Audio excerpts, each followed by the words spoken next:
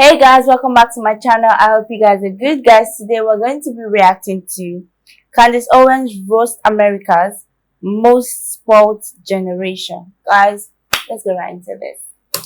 If you are living and breathing in America right now, you are a part of a generation that is the most spoiled and privileged that has ever lived in the face of the planet in all of human history.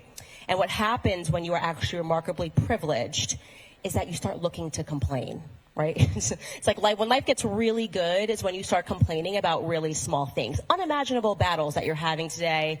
If you just have a conversation with your grandparents, right? And what they had to face growing up, that's always my litmus test when people ask me, oh my gosh, Candace, how do you deal with all the attacks, the media, people tweeting at you and saying mean stuff? I'm like, man, imagine if I had to say to my grandfather that the thing that was so tough was I opened the internet and someone said something mean to me. Like it's so ridiculous. We're ridiculous. It's just absolutely ridiculous. I can just opt out. I don't need to be on Twitter. I don't need to be on Instagram. It's like granddad was living in the segregated South when he grew up, and I'm sad about a tweet. Like it doesn't work for me, right? It just doesn't work.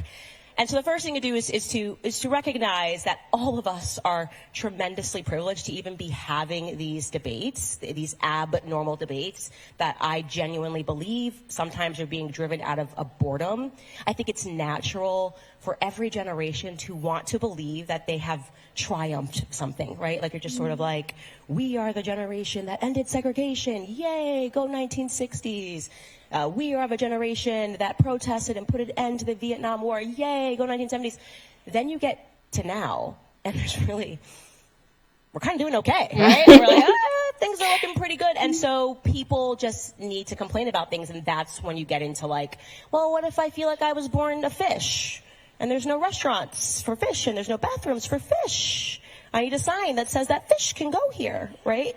Or else how else will I feel like I'm welcome into this unique stall? And that's where we're at. So we should stop taking ourselves seriously as like a human race. That's like my general perspective on everything that's going on. And it's interesting also to consider psychology because I was just tweeting about this because it's only until you are removed from the system, which is to say you guys are not yet outside of the system, right?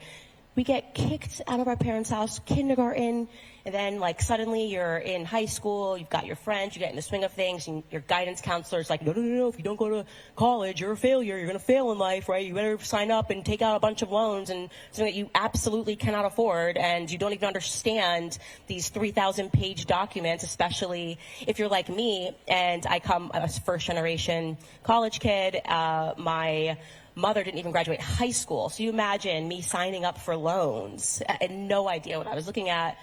And you are willing to go into debt because there's this kind of pressure to just go to college, even though you have no idea what you want to do. You have no idea. I had no idea what I was doing, but I knew that I had to do the thing because the guidance counselors were telling you, like, you'd be a failure if you did it otherwise. And then you sort of get into college, and you don't realize it yet, but you're getting an education, you're learning some things, but you're not getting a true understanding because a lot of these universities very much exist to tell you what to think and not how to think. Guys, this was really interesting. If I'm going to talk about the, getting into college part, I think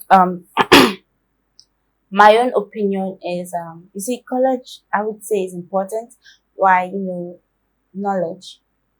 I'm not really going to back up college and say that once you get that degree, once you get that major, you're going to get a job and be able to pay off the debt with the loan you took.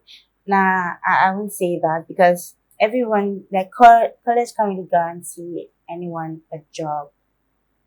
I mean, but like you get the knowledge, you understand how some certain things work in that particular um degree you're going for, which is kind of important. But not going to college doesn't make you a failure, okay?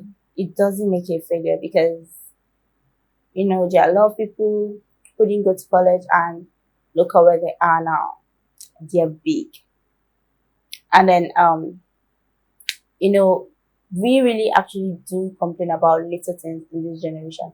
I mean, someone coming out online and then insulting you, and then you just feel like you need to shun them up and dance to something else. Like, it doesn't really make sense to me. I mean, if you're doing something and then someone, comes online just to try to tarnish your name, I feel like silence is the best answer for a fool. Keep talking.